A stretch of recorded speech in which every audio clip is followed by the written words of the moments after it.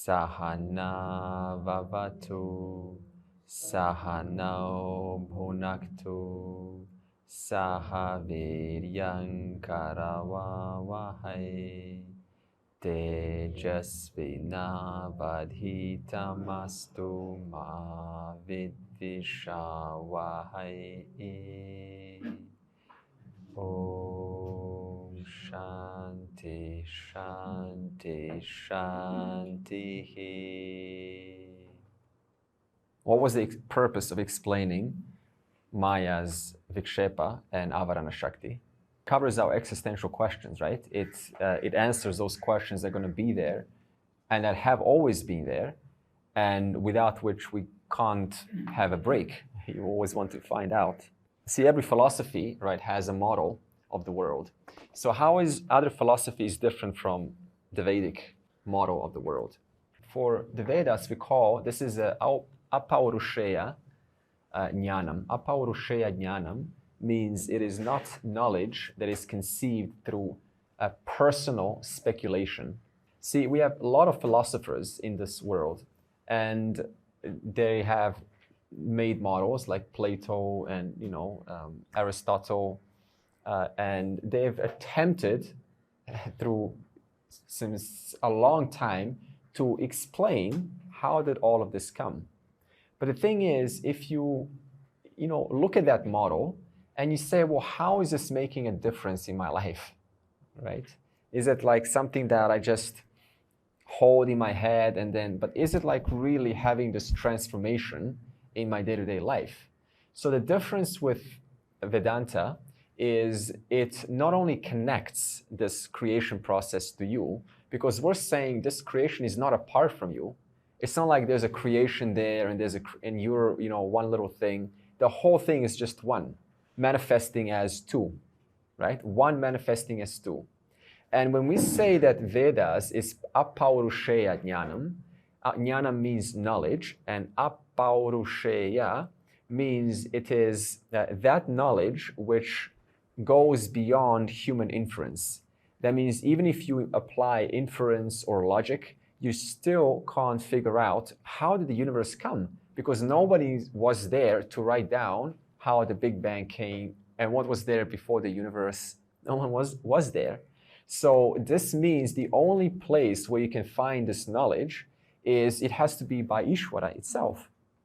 Because if Ishvara is the creator, then and Ishvara created all of this, then how do I trust anything, right? Which was kind of attempting to provide me some snippets of how it all came. There's no refuge, there's no peace like that. So we need this knowledge to have some model. And now you say, well, how do you know it is from Ishvara, right? How do you know it's apaurushaya jnanam? How do you know that the rishis who have given this knowledge through their meditations and through their looking into reality, how do you know that this reality, this knowledge, is keeping with the truth? And Adi Shankara, very intelligent, he used to do something called Nanu. Now, Nanu you saw in Tattva Bodha. Purva Paksha, that's another name. It means objection. So he used to take these statements and then try to find some logical problems in them, and then try to see if there's any logical fallacies. So the tradition is not just sort of this, someone got it and now they wrote it down and we're just studying this of what someone got in their meditation, because you can't really trust that, right? You can't afford to put your whole life into knowledge that was designed by one single person, yeah? So this is the difference between Vedas and prophets, right? Prophets like Jesus or Muhammad, right? Whether they were there or not, it doesn't really matter, but it's like one person. And so they provide you one perspective of reality. And you learn about love, and you learn about forgiveness, and this is all great. But then you still ask yourself the question, then what about everything else? So that already shows you that this knowledge, right, is partial if it's coming from one single person. So for the knowledge to be truly complete, it has to include every single facet of reality, which you just can't disagree with. If you look into it, you try to break it down, you can't find any logical problems there. So therefore, this knowledge, right, through the thousands of years, was this, coming together of different rishis, and they tried to provide different logical, try to expose their flaws, and they just couldn't do it. And the knowledge that took place thousands of years ago is exactly the same knowledge that we're learning now. And even now, with all of our technology, we can't contradict it. You can try going to ChatGPT and you can say, refute this statement, that all that is here is Ishvara. And it's going to give you I've tried this myself. It's a wonderful thing to play a role model. They try to provide an objection and you need to answer those objections. So it trains your mind to stay sharp. And no matter what they say, you always have an answer to their objection. So even a computer with all of its knowledge, trying to, drawing from different references, different philosophies, different, what yoga, from Vishishta Dvaita, right, from different philosophical views, you still can't break down this logic. So now think about how long, right, with so much philosophies, and they all sound good, how long does it take to come to this? This is mind-boggling, right? It's not just like a random, and even if it's a random coming, then you have to explain that. You have to explain, how is it that I just randomly popped up here? For example, my teacher Nima, she just straight found Dayananda. The rest of us, we kind of went through here and there and there and there, so many things, and we all end up to the same knowledge. And the Veda also talks about that. It explains away what is it that makes one person come to this teaching and understand it, and another person take their time and reject it, sometimes sit down, it sounds good, and then walk out to something else. So the Veda also explains that. And then you bring in your human, the question of how do I make my life work in a way that is keeping with the laws. And the Veda also has an answer for that. The whole Yoga Shastra of the Brahma of Bhagavad Gita talks about that. Written thousands of years ago in India, apparently. And then you bring that into the West, it works even today. So we call this evergreen knowledge. So firstly, we acknowledge that. We acknowledge the tradition, we acknowledge our rishis. The Upanishads, anonymous. There's no author on there. They already understood that the person who's writing this, there's no sense of ownership. It's a trusteeship. So who is there to put a name onto this knowledge? So the tradition, this lineage continues going, being passed on, being passed on, being passed on. And there's no need to improve it because it's evergreen. There's no need to refute it because it's already been done by the dozens of different opposing views in the Brahma Sutra. That's the whole Brahma. You've heard of Brahma Sutra? The whole thing is about, at that time, Buddhism was, dispersing itself, and Vedanta was losing traction.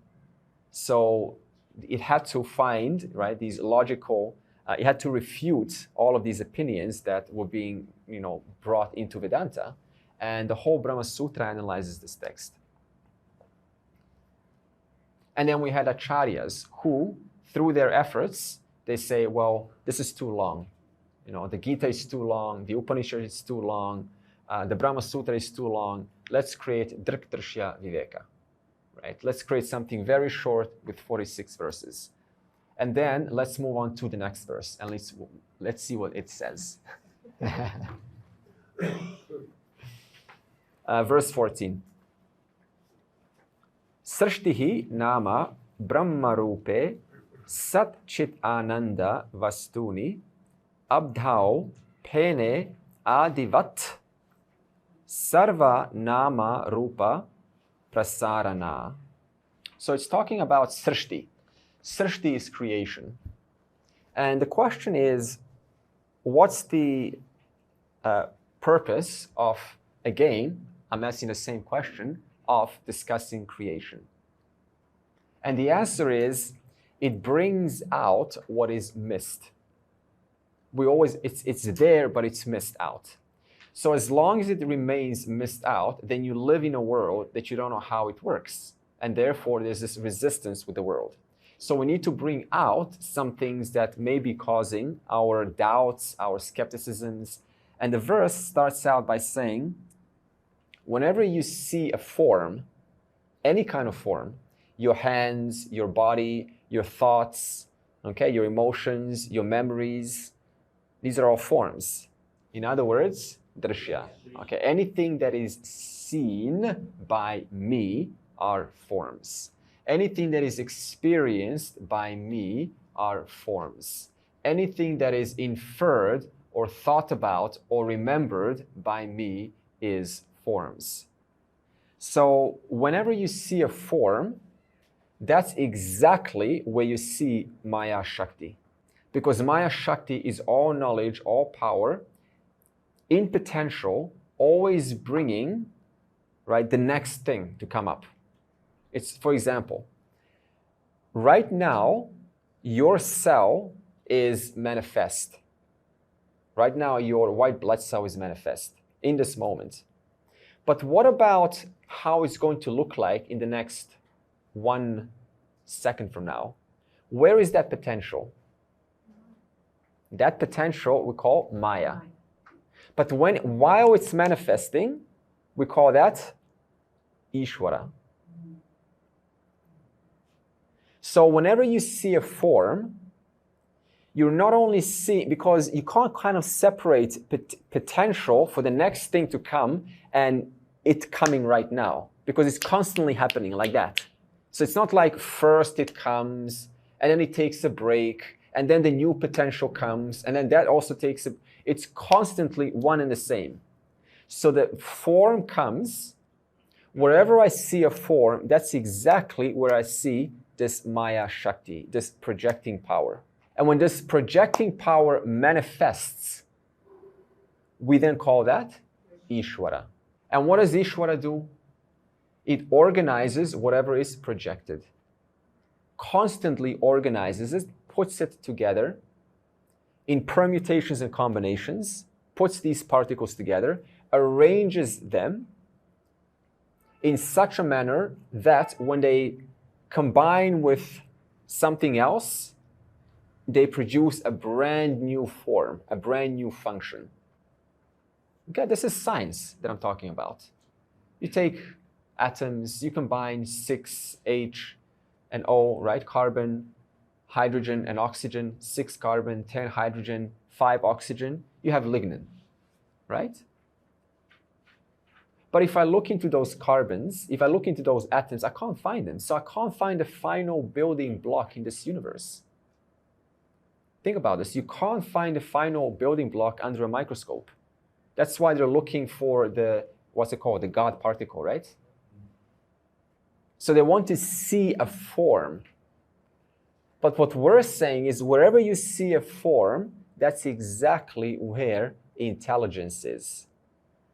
Because you can't find a final building block, but what you can find is all of those forms are putting themselves together. And whenever you see intelligence, you cannot think of intelligence without it existing and being in the presence of a conscious being. So this means all realities are right here, right now.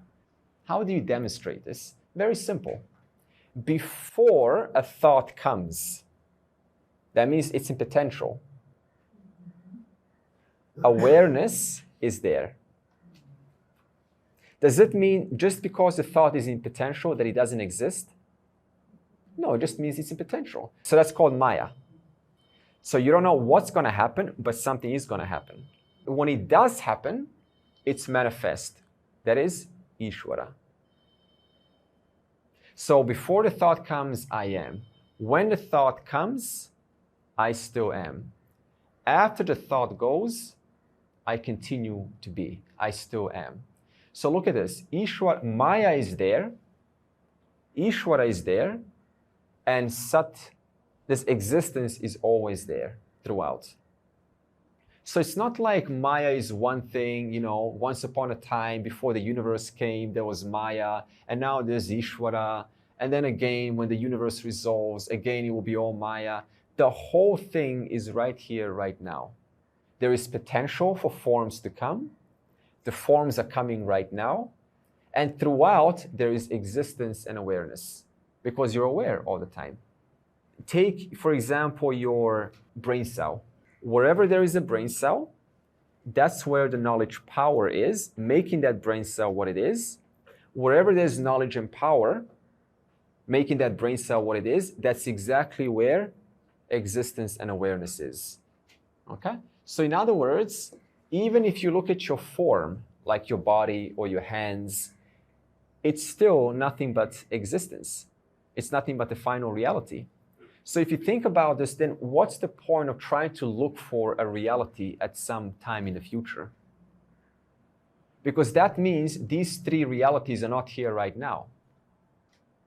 If all there is right now Maya, Ishvara, and existence and awareness, 5 minutes from now, what's going to happen?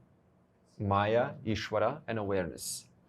10 years from now, what's going to happen? Maya, Ishvara, awareness. So what does the person want? Like, what are they looking for then? If this is the only thing you're ever going to get. So you see what we're doing? We're bringing you to now. What's happening right now is all there ever will be. There's nothing more than this. It's now the mind who comes and says, no, I want more. This has to be released, this notion. This is really all there is to it. Therefore, what moksha really means is just understanding these realities are present right now. What a seeker wants is they want to bring some new reality in the future. That's the definition of seeking. That means some reality that I'm looking for is sparked in the future, and if I do certain things, I'm going to obtain that reality. But what we're saying is all realities are here in this moment, and you're not apart from them. You can look at your hand. This is Maya, this is Ishvara, this is existence and awareness. I don't need to go somewhere in my little meditation to find this reality. Everything is the reality in this moment. So we take a wave, and again, we give the wave some eyes, and the wave is like, looking at kind of other eyes, and it comes to a teaching. It receives a teaching. This wave, not this wave, this wave. Suppose you're this wave. It receives a teaching, and it comes to see, well, all of these other waves, including myself, this wave, this wave, this wave, this wave, all of these other waves have their existence not apart from the whole ocean. The whole ocean is what we call the projecting power and the veiling power. It just forms. It creates infinite forms from the one reality. And so it receives this teaching, and it comes to see that all waves have their existence in this one ocean, including myself.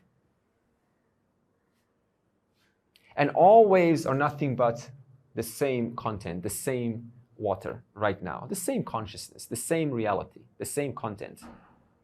So whenever I look at the ocean, what am I also looking at?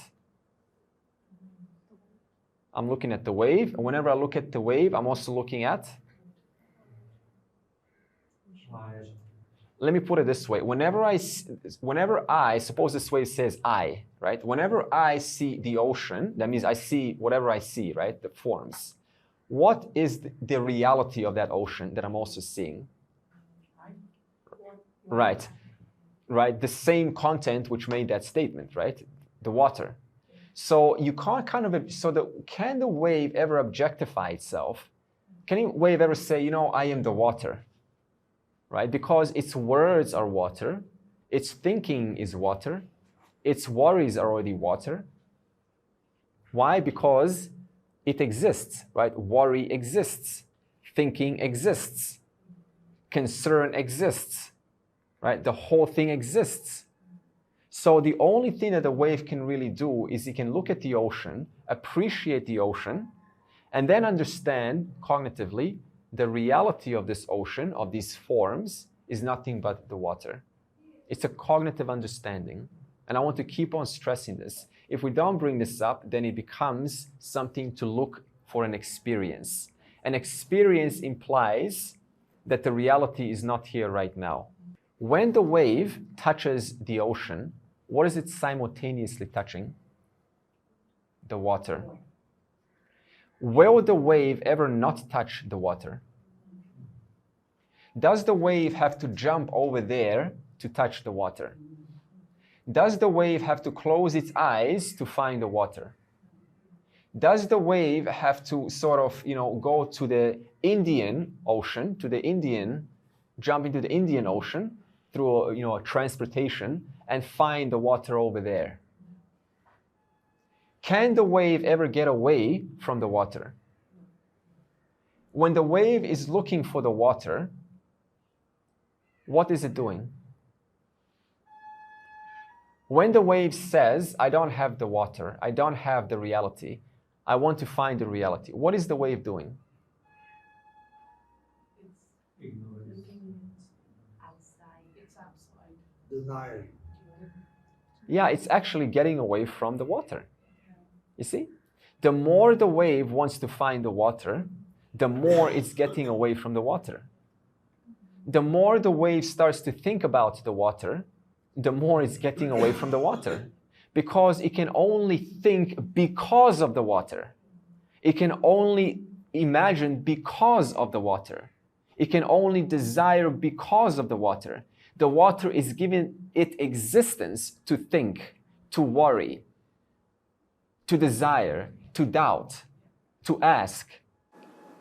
It's like what we do, humans going and forwards or fooling, trying to find an answer, and the answer is already there. Yeah, you see?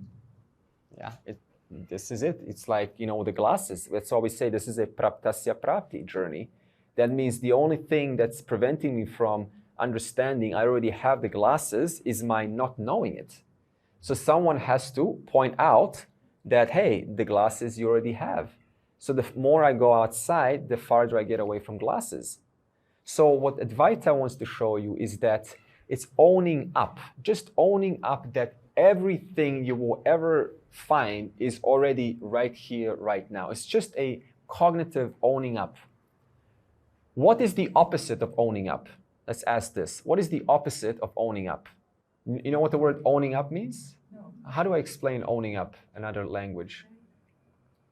Okay, what is the opposite of acknowledging what is? Denial?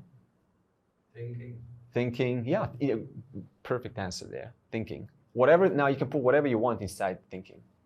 What's opposite to owning up what is? Thinking that it is not. Now, what makes you think it is not? Your own stuff.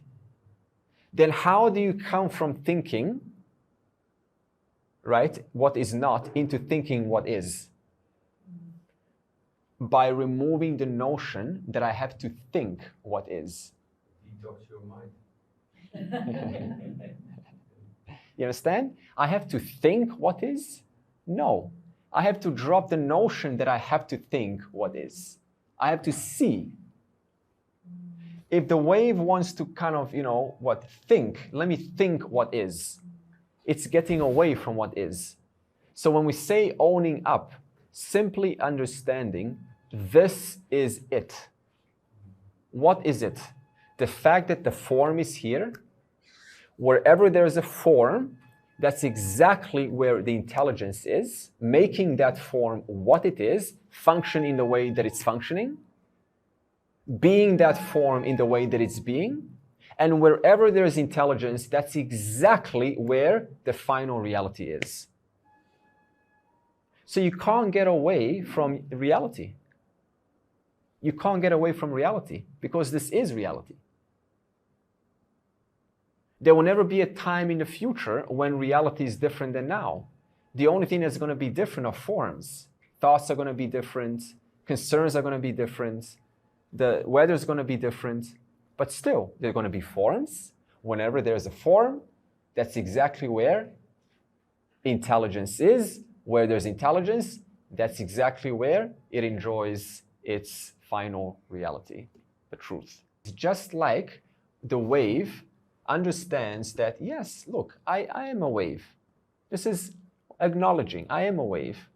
But the essence of both the wave and the ocean is the water. I am a person. No denial. But the essence of the person and the whole universe is one and the same reality. That's just understanding, not an experience. Because experience will very quickly change and go and so on. But fact is a fact. A fact never changes. 1 + 1 = 2. That's a fact. And what is a fact here? The reality is already right here, right now. Now, what's the connection between the ocean, wave, and the water? What kind of a relationship is it? Ocean, wave, and water. Satya Mithya. So we put the ocean and the wave in Mithya, and we put the water in Satyam. So now what does this mean? It means that neither the ocean nor the wave can exist without the water. Their entire existence is in the water. So therefore, the form and intelligence is also put into the Satya Mithya. Yeah, exactly. The form and intelligence is also, however, in reference to the final Satyam, they're both Mithya. Okay, in reference to the water, both the ocean, that means Ishvara, and the form, or the jiva, or the person, they're both Mithya. Because they both depend on the final reality. And what do we say about Satya Mithya? Mithya just means, it's really just Satyam. That's all Mithya is. It's just Satyam obtaining a different form. Just like the wood is Satyam, and the table is Mithya. So Ishvara is like all of the furniture in the universe. And the jiva, the person, is like one single table. But wherever there is Mithya, that's exactly where Satyam is. Now, is this logic going to only apply today? No.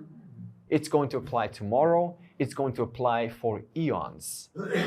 So what is moksha? Understanding wherever there is a form, that's exactly where the reality is. It is the reality.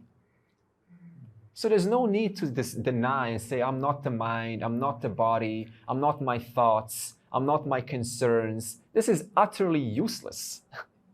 It's silly. It's denying reality. There is an empirical reality that has to be dealt with. The understanding is where there is a thought, that's exactly where reality awareness is. So how can fear take you away from you? Fear is only in the presence of you. Even when you're fearful, I know that I'm fearful. Why? Because there is awareness shining on the fear. How can you ever forget yourself? Even if you say, I forgot myself, in the presence of awareness, I have forgot myself. Even when you think you have forgotten yourself, there is awareness of that entire thought. Awareness is the reality. Even when you say, I am ignorant, there is awareness of the fact that I am ignorant. Awareness is the reality. I am happy. There is awareness of I am happy. Awareness is the reality. Now, what's the only difference between a wave and an ocean? Yes, they're both water, but if there is a difference, there is a difference. And what difference would that be between the wave and the entire ocean?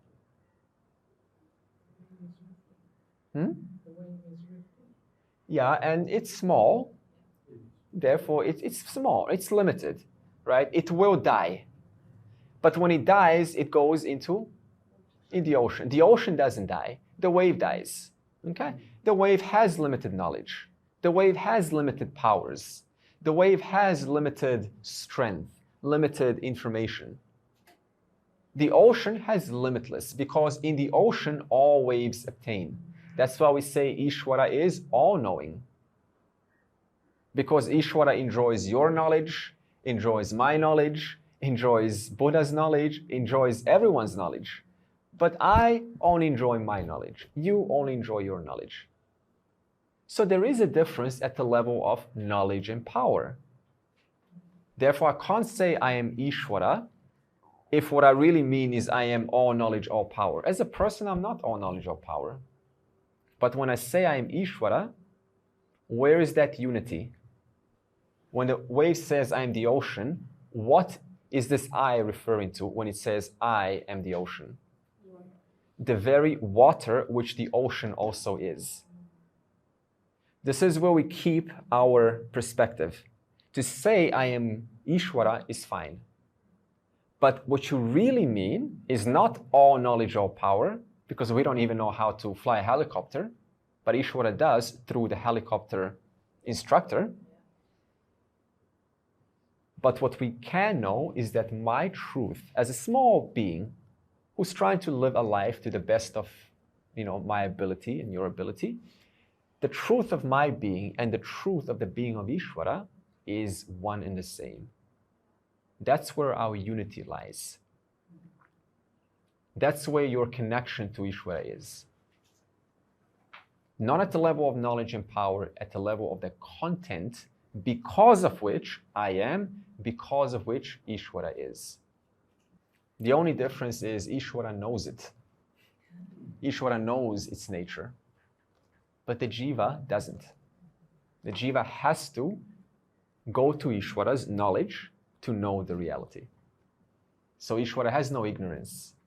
Maya there's a term for it which we call Upadhi. So take this bottle. It's clear. Whatever I put behind it will be shown to you. Okay? So this glass bottle is called Upahita. Upahita means that which as though takes on attributes of something else.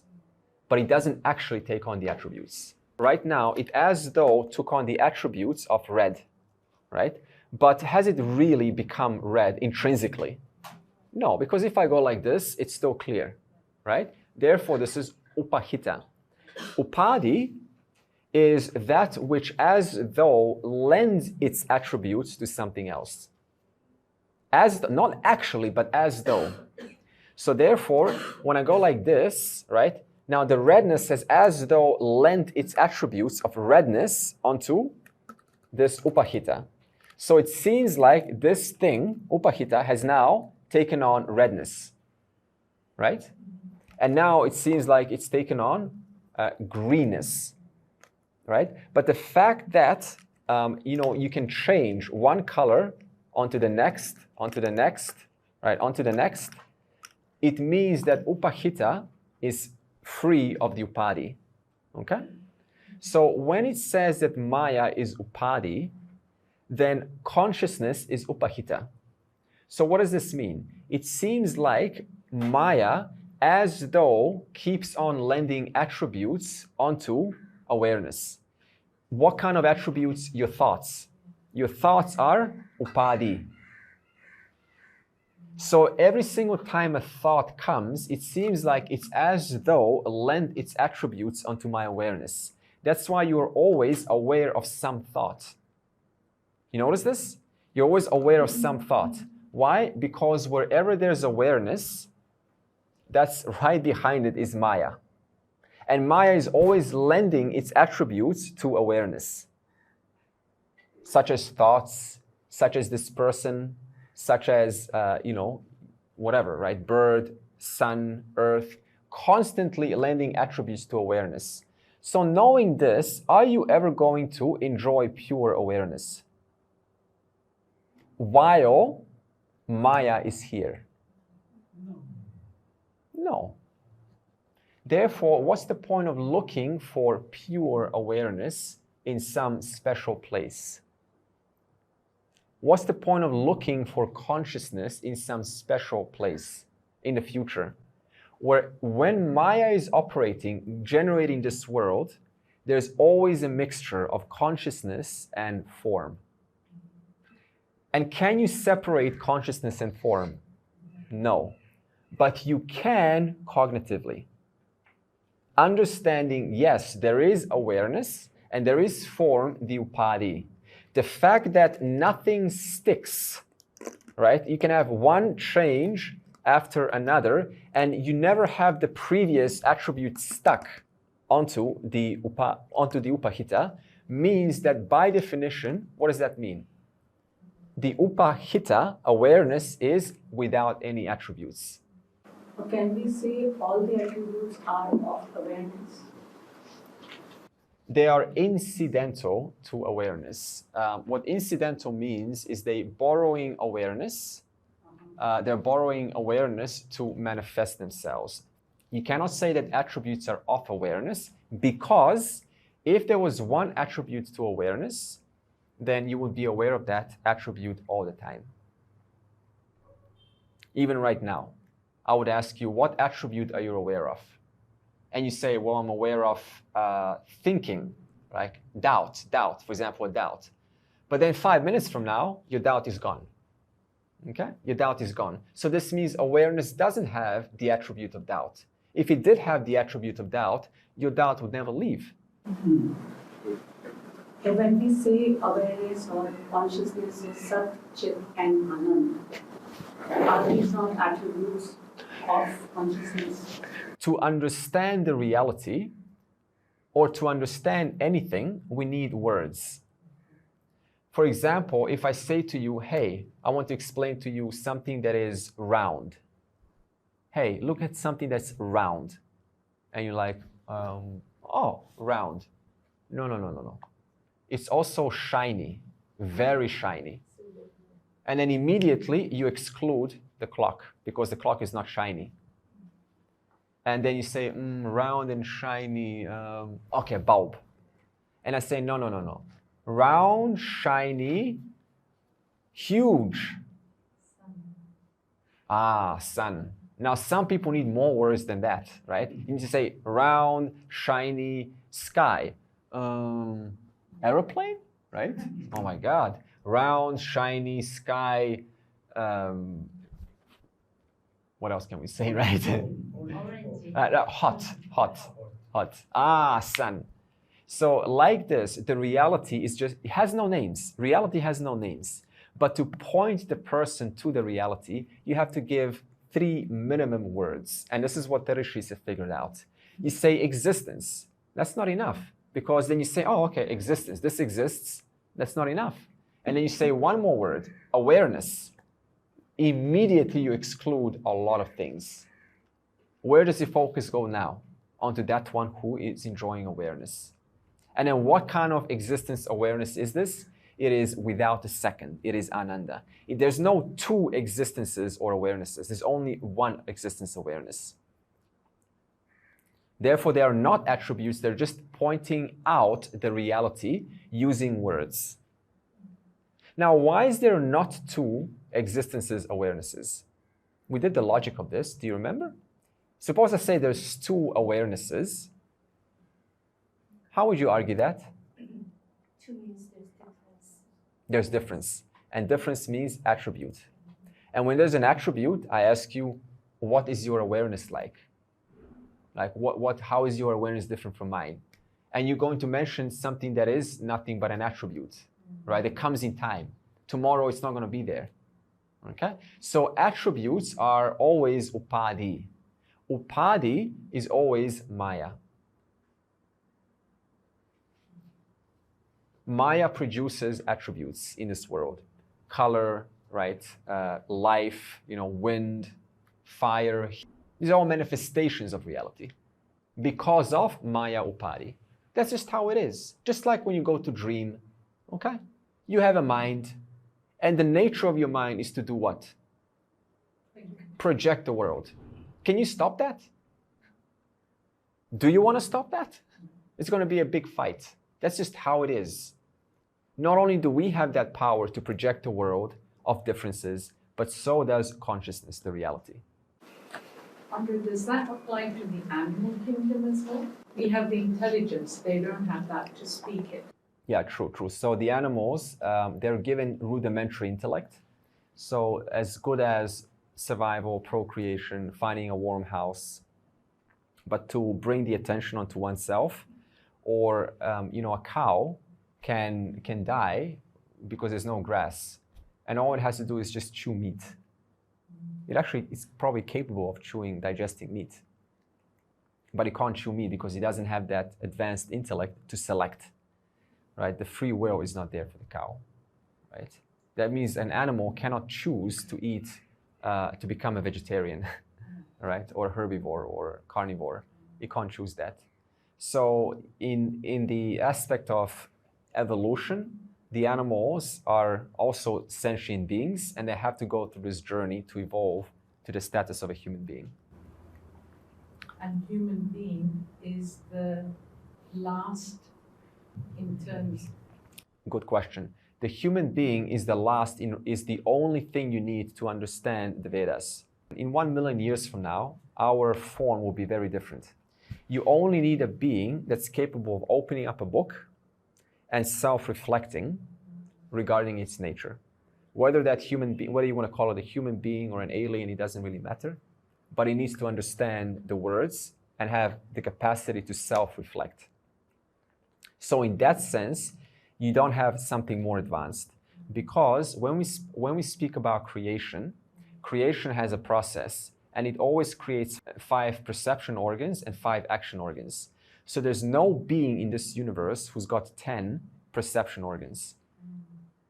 Whether you want to talk about Brahmaloka, heaven, whatever world you want to speak of, they all have 5 perception organs, which means every single world has 5 types of objects: sound, visuals, taste, smell, and feeling. So even if you go to a different world, you're only going to see these 5 forms, different combinations and permutations. So the whole universe is just a mixture of more sounds, more things to see, more tastes, more visuals, more feelings. That's all there is to it, to the universe. Right? So those looking for heaven, what are you going to find over there that's not already here? Yeah, you can walk through a wall because your body's different, but then you're going to get bored, probably. Oh, great. You're not going to get hungry, but still, you're still a wave. Even in heaven, you're still a wave, a very small thing. And Vedanta releases you from limitation. It releases one from a sense of limitation, from being a wave, whether in heaven, whether in Swargaloka, Pitraloka, Satyaloka, whatever loka you want, whatever world you have. Okay? Therefore, the person gets out of this desire to travel, to travel to better worlds, to have more, more luxury, more nicer tastes, nicer musics. You just get, the interest is gone. What understanding is moksha?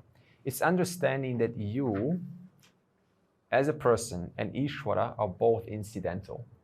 You know what the word incidental means? Incidental just means a projection. Were Maya not to exist in consciousness, this will not be happening right now. There will be no problems. There will be no need for knowledge. There will be no need for all of this journey.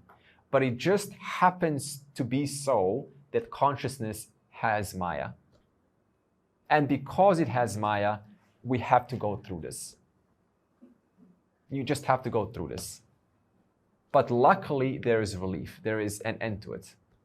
Think about this. Just because it has Maya, this is why this is happening. If it were not to have Maya, everyone would be enlightened. Everyone would be just pure Sat Chit Ananda. There would be no world, no creation. No creation, no world. Everyone would be full. The whole being, right? The whole being, without any, need for eating or, all of this stuff. But this is creative power. That's why they say Maya is a creative power. Now you say, well, why is there Maya? Why is there Maya? This cannot be answered accurately because, see, you have to be then bigger than Maya to answer that question. But there is Upanishadic statements that do state why do we have creation, but not why we have Maya, right? They say we have Maya because that's just how it is. if I ask you, why does the sun rise, not that it rises, but why does the sun rise on the east and sets in the west? Why could not be the other way? And then suppose it's the other way. Well, I can ask the same question. Why does the sun rise in the west and not in the east? Right? So that's just how it is. The Maya is just there. And maybe it's good that it's there because the person's been ignorant since beginningless time. And when they finally come to celebrate, that means dropping your body once and for all, now you enjoy infinite celebration of being free. Maybe that's why. Maybe because if existence awareness is limitless, that means that there is not one thing that is not possible. That means limitation is also possible. You know what limitless means? It means there's no boundaries. It means everything is possible. And if you take the possibility of Dvaita out, then it's not limitless. It's limitation. Maybe that's why. But the point is, we do have Maya. And because we have Maya, we have to go through this journey. But when the journey stops, it is indeed a celebration, an eternal celebration for finally breaking through, this coming and going, samsara, coming and going of limitation, of forms. The Upanishads does state why we do have creation. And it says, because the jiva, as I explained, has been here since beginningless time. And therefore the jiva has always had desires. And those desires always need a world in which I can fulfill those desires. Therefore, as long as the jiva has been, desires have been there. As long as the desire has been there, you need to accommodate the world. You need to accommodate the jiva with the world to put them there. And that world needs to be able to provide 8 billion different desires, more, infinite different desires. So you need to populate that world with minerals and resources, which you can then exercise your free will and create objects, create computers, create semiconductors, create an iPhone, create a touch screen, create a sword, create a house, create, whatever you want to create. And that lets the jiva continue working out its stuff, because that's what the jiva wants to do. Who comes on earth just to kind of meditate? You don't come to earth to meditate, you come to earth to get stuff. Isn't this true? A person gets born to get stuff, to do stuff. And that world has to be able to accommodate that doing. Now, if you don't have a chance to do stuff, is there growth? No. It's like being put in a solitary confinement in jail, where you can't do anything. The person wants to do, but they can't. So they get very, very frustrated because there's a desire to extrovert myself and do.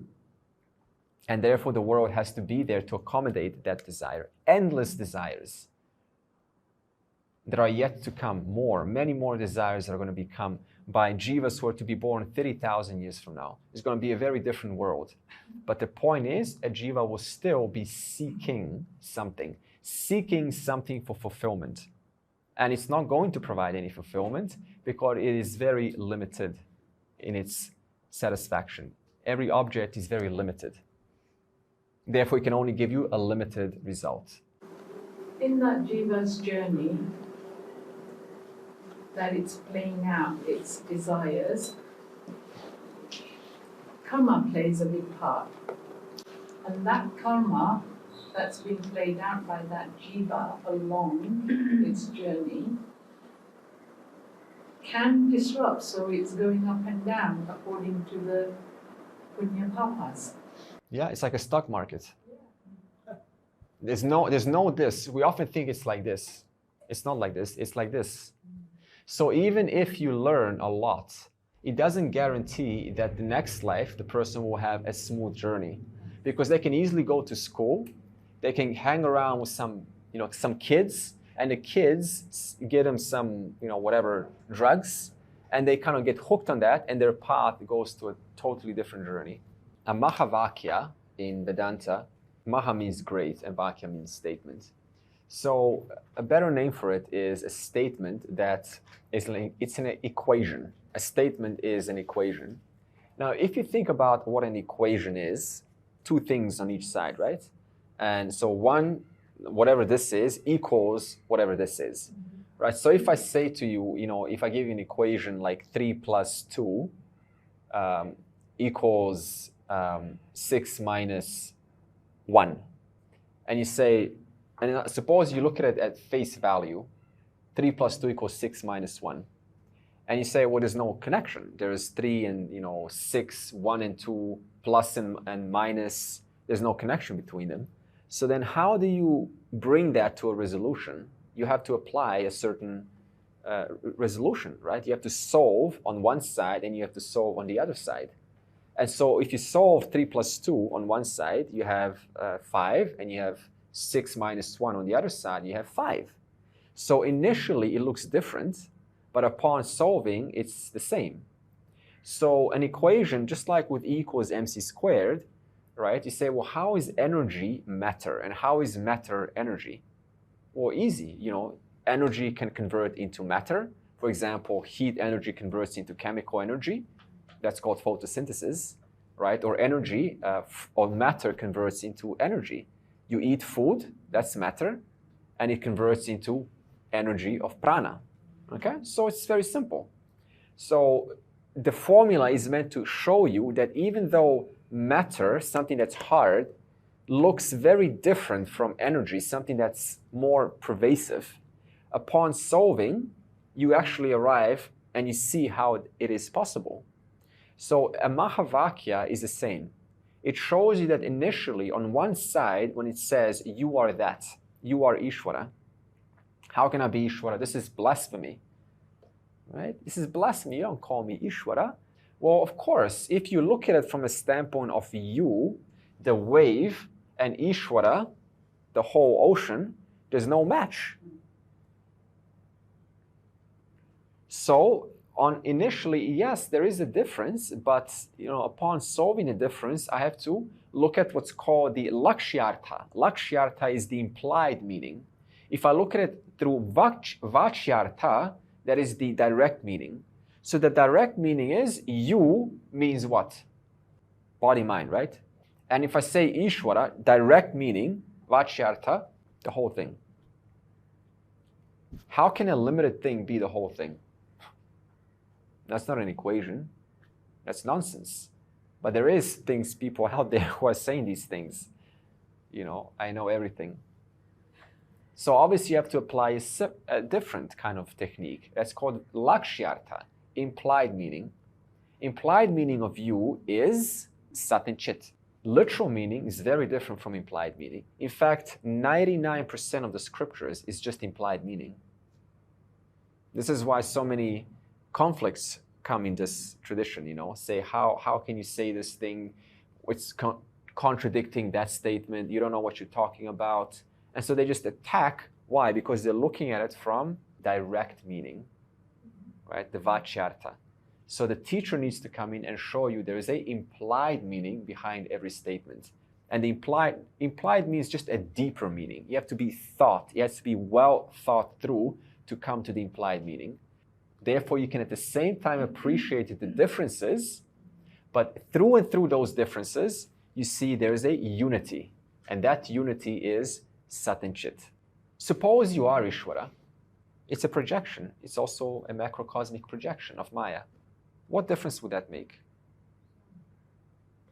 Suppose you're all knowledge, all power right now, manifesting as this universe.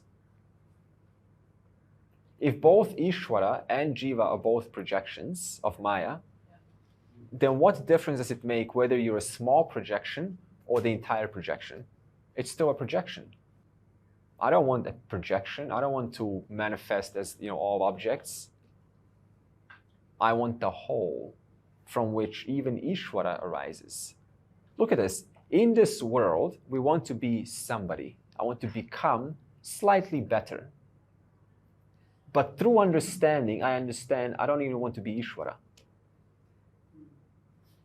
And a person in the world wants to be some successful person. I don't even want to be Ishvara. Because even Ishvara is mithya, depending and having no existence apart from Sat and Chit, which is my real nature. One can, through this thinking, release the need of trying to become somebody. If one doesn't even want to be Ishvara, what is there to say? Ishvara is all knowledge, all power. Don't even want that. Because you're much bigger than all knowledge, all power. In one of the Upanishads, it says that Ishvara is like a little dot in a limitless Brahman. A little dot. I don't want to be a little dot. Limitlessness only. Therefore, our orientations change of how we live. And therefore, you come to accept, hey, I am limited, small. I can enjoy that and do my little part as a wave in the ocean. I can do my little contribution. I can drop this need of trying to be perfect because there's no such thing as perfection in this world. And I can just do my little part and release the need of judging, release the need of putting labels onto things and calling them different names. It's none of my business. Earth is just a nice meeting place to understand who you are, to appreciate this intelligence and leave. Not here to get caught up. Not here to start to get involved in this and that and go outside my circle of influence. The only thing that you and I can do is know your little circle of influence, your strengths, your little circle of influence, and that is all that Ishvara is asking. It's not much. Because you often have this grandiose, I have to save the world. How many avatars who have incarnated have actually saved the world? They all failed. The world doesn't want to be saved. The world is totally okay as it is. Because the world is nothing but a cause-effect relationship between what has happened and what is now an effect. The world that we're living now is a product of so many things that have occurred in the last 200, 300, 400 years, 1,000 years. That's what we're experiencing right now. Once upon a time, we had ordinary phones, and someone thought of a touch screen, and now we're all enjoying touch screen. Cause effect.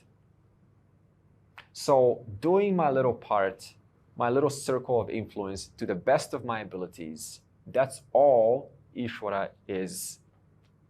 In Krishna, that's what Krishna says to Arjuna. In chapter 2, verse 20, Arjuna, Atma is that which does not die. It does not get wet, does not get dry, does not get dirty, contaminated. Atma is the truth of the universe. And then he follows up, knowing that, go and do your duty. Go and fight. Now, fight means just duty. Do your duty. For us, it's not fighting. For us, it's just doing your little circle of influence. So in that kind of understanding, I can gladly do my duty because I understand there will never be a great person here. There will never be there's always someone better. So we can drop the idea of comparison and being somebody, because if one doesn't even want to be Ishvara, what is there to say about being a better person? It's a short-lived experience anyway. The only thing that a true jignatsu means one who is totally committed, once is limitlessness itself. Full stop. Brahman. The whole reality. In whom resides Ishvara, in whom resides Maya, in whom resides the form, in whom resides time and space, in whom resides the Big Bang, in whom resides the 5 elements, in whom right now resides this class. So all of those before us who have attained liberation and have dropped this body, that one is now the being, the total being. And we are in that one. So when you drop your body, considering you've understood, then in you, the one without a second, there are still people, as are right now, who are trying to figure out the reality. I have a picture. I used AI to generate this picture, and to kind of portray this whole relationship between Brahman, Ishvara, and Maya, and the Jagat, the world. But if you imagine, like, this is Brahman, right, the one being without a second, and see how Brahman is holding a book, right? Now that book represents knowledge, therefore Maya. Now what comes out of the book? Sorry? What comes out of the book?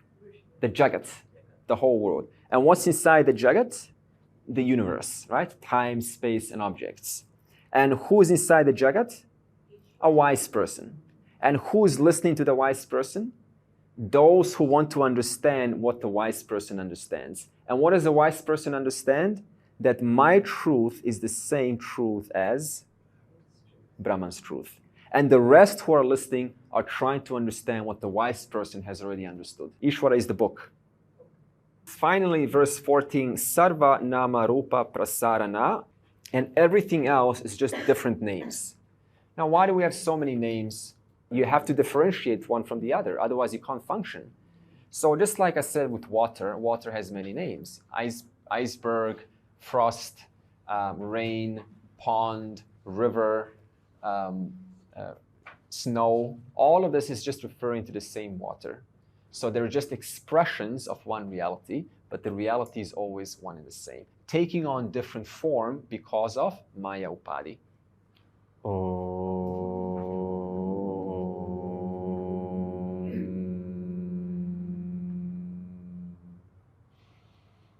Purnamadav Purnamidam Purnat Purnamudachyate Purnasya Purnamadaya Purnameva Avashishyate. Om Shanti Shanti Shanti.